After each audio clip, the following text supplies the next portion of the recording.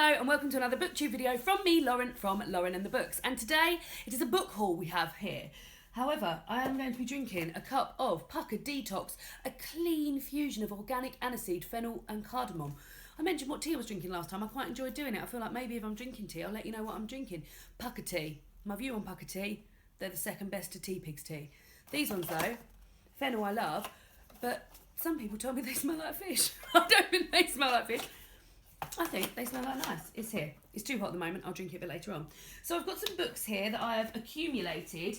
2, 4, 6, 8, 10 books I've accumulated since the last time I did a book haul. I can't remember when that is. I've got some I bought. I've got some I've been sent by the publisher. I've got some that have been given to me. And that's the extent of the type of books I have here. So I'll start with one that I got sent to the publisher from the publisher. So this is sent to me. My God, it's so heavy. It's a really heavy book. This is, look, it's even got things on the front. This is The Breaking of a Wave by Fabio Genovese, sent to me by Europa. Europa approached me many long time ago. Oh, the front cover actually looks really nice, what it's going to be. Months ago, asked me if I wanted this. I said, yeah, I'd want it. She said, oh, we've run out. Do you mind if I send it to you a bit later? I said, that's absolutely fine. I completely forgotten about it. And then she emailed me saying, did you still want it? This is the tagline. It sounds like I'm going to be into it. A young girl struggles with her beloved brother's accidental death, her mother's depression, and fitting in at school in Fabio Genovese's touching, funny, and imaginative new novel.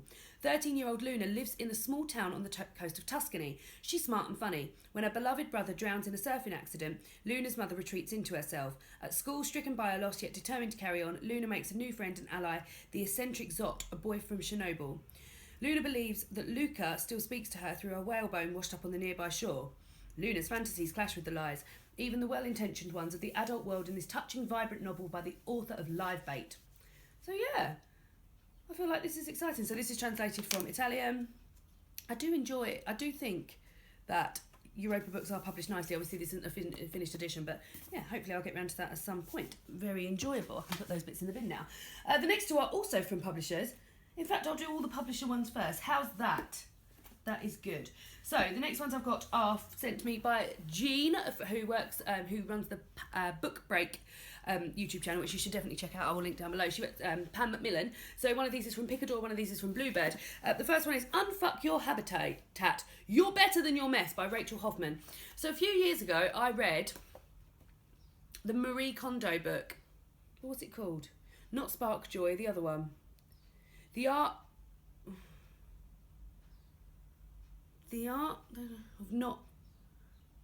of tidying up or something. It was shit. It was complete shit. This sounds like it's got fuck in the title. I'm much more up for it.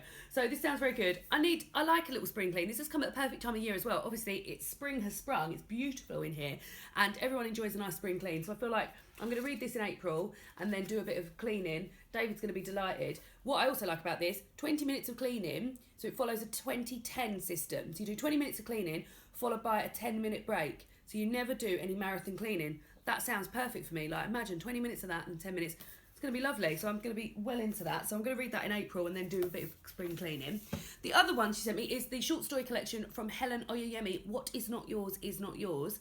Helen Oyedemi, I have read Boy Snow Bird by her and really enjoyed it. That was a retelling of Snow White. This is short stories, and I think it's going to be really good. I really love the cover. It's beautiful. So yeah, looking forward to a short story collection from young Helen. The next book is a book. Faber contacted me and said, would I be interested in reviewing The Impossible Fortress by Jason Rekulak? Well, I thought it sounded amazing. David is even more beside himself. Minnie, don't drink that tea. It's too hot. It's too hot for you. She's frightened of it. David is well into this. He can't wait to read it. So we also got sent some stickers and a postcard, and we got sent some Nerds, the sweet that are Nerds. I haven't eaten Nerds in years. It was lovely. So let me read this, and you can see why David is beside himself over it. It's 1987. Ronald Reagan is in the White House. Prince and Madonna are on the radio, but most importantly, Wheel of Fortune host Vanna White is on the cover of Playboy. Billy Marvin and his friends, Alf and Clark, have to get hold of a copy. The trouble is, no shopkeeper in America is going to sell something so scandalous to 3 14-year-old gaming nerds. The only thing for it is a full-scale heist. As they set out on their mission to steal the most wanted images in America, they have no idea of the danger that lies ahead, nor that a 5¼ inch floppy disk will turn up in Billy's locker and change everything. First there were video games, then Playboy, and now, holy crap, Mary Zelinsky. And then I think this is the video games. They're the characters from the video games and things like that. It's just very cutely done. You can also play the game online at impossiblefortress.com.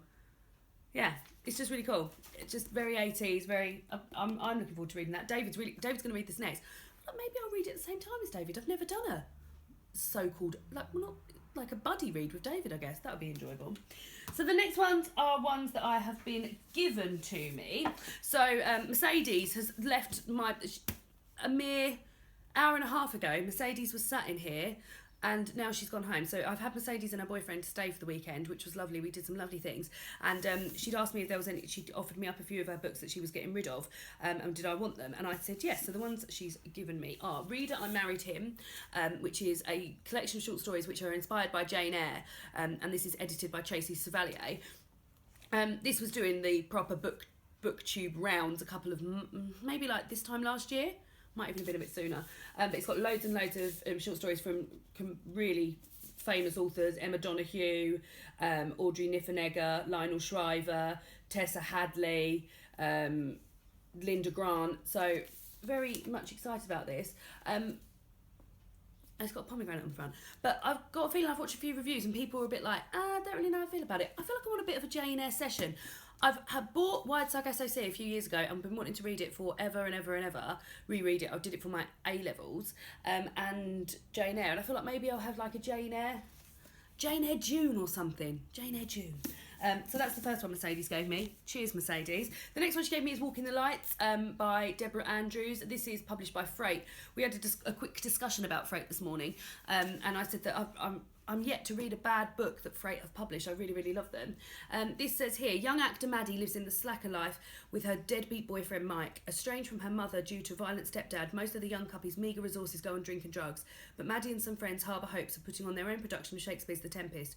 As she moves from one low-paid job acting role to another, and from an abusive relationship with Mike to talented artist Alex, can Maddie confront the past and find a way of living in the present? So this is set in 90s Britain. That sounds like I'm going to be into it.